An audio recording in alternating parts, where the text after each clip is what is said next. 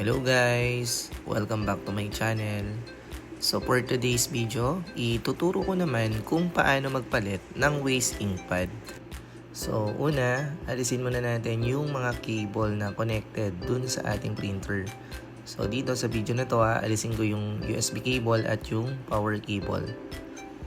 And then, so ibiling natin yung printer dun sa may likod, may makikita ka, ito ay tinuturo ko. Meron siyang screw. So, isang screw yan. Ayan, yan yung palatandaan na nandyan yung waste ink pad.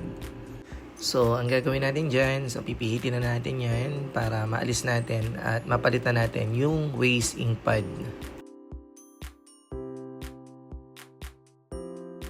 So, ayan, pagka napihit mo na, hatakin lang natin paatras, ayan, para maalis natin yung cover. And then, itabi na muna natin yung cover at yung screw na naalis natin. So ayan, makikita mo yung kulay white. Yan yung waste ink pad dyan nakalagay. Meron ka pang pipihitin dyan na isang screw. Ayan, pinipihit ko na. Dito sa video na to makikita mo. And then, pagka naalis mo na yan, hatakin mo na lang din siya paatras. Ayan. So, pahatak. And then, ayan, eto na. Dito tumatapon yung mga waste ink natin. So, hindi din maganda na mapupuno siya kasi may possibility na mag-leak yung waste ink natin. So, ayan, dito sa video na to, dalawa yung pwede mong gawin dyan. Kung wala ka pang pangpalit, pwede mo siyang linisin na lang gamit yung tubig. Ito, dito sa video na to, ipapakita ko kung paano magagawin. So, hatakin muna natin or alisin muna natin yung pad. At yun pa pala, pagka ganito yung ipe-perform mo, huwag mong kalimutan na gumamit ng gloves para hindi kumapit yung mga ink sa kamay mo. So ayan, makikita nyo, may gamit-gamit akong gloves. So ayan, ang gagawin natin dyan ay hugasan lang natin yung mismong pinaglagyan ng pad or ng waste ink pad. And then makikita nyo yung mga waste ink. So, lumalabas. Ayan, ganyan lang yung procedure. Hugasan mo lang siya. Yun nga lang, medyo tsatsagain mo lang talaga siya na maalis yung mga ink or yung waste ink. Ayan, so may katagalan nga lang. Dalawa naman yung pwede mong gawing option dyan. Ito, ipinapakita ko nga. Hugasan mo yung waste ink pad, lilinisin mo siya. Or, pwedeng bumili ka na lang sa online. At para ang gagawin mo na lang dyan ay hindi ka na maghuhugas, ikakabit mo na lang yung waste ink pad. So ayan, wala nang lumalabas na waste ink dun sa mi pad.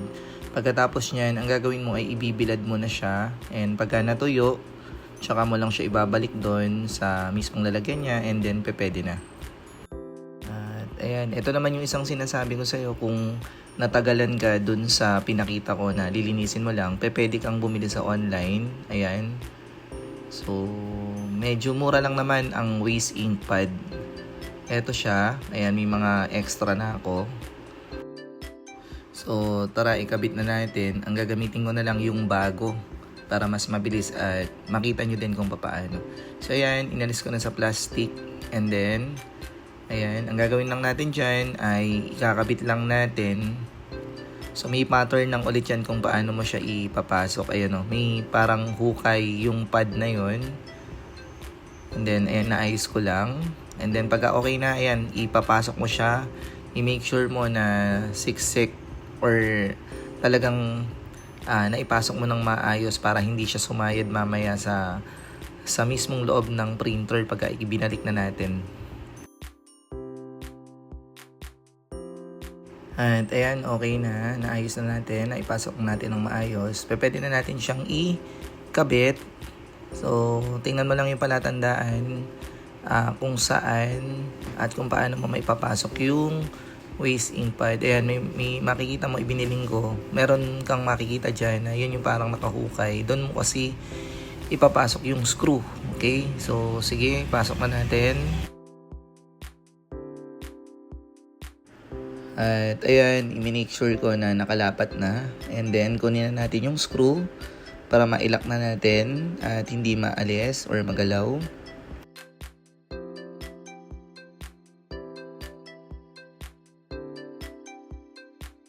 At ayan, pagkatapos mong mahigpitan yung screw, ang pwede mo nang gawin dyan ay ikabit mo na rin yung cover. So dito, ayan, ikinakabit na natin dahil na ikabit na natin ng maayos yung waste ink pad.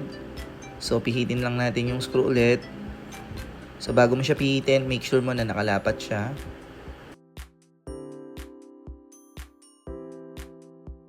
At ayan, tapos na nga. So, pwede na nating magamit yung ating printer. So, yun lang. Sana natuto ka and ayun, wag mo sanang kalimutang i-like and i-subscribe yung aking channel para sa mas marami pang tutorial. Ngayon, kung meron kang tanong, pwede mo siyang i-comment. So, yun lang. Salamat!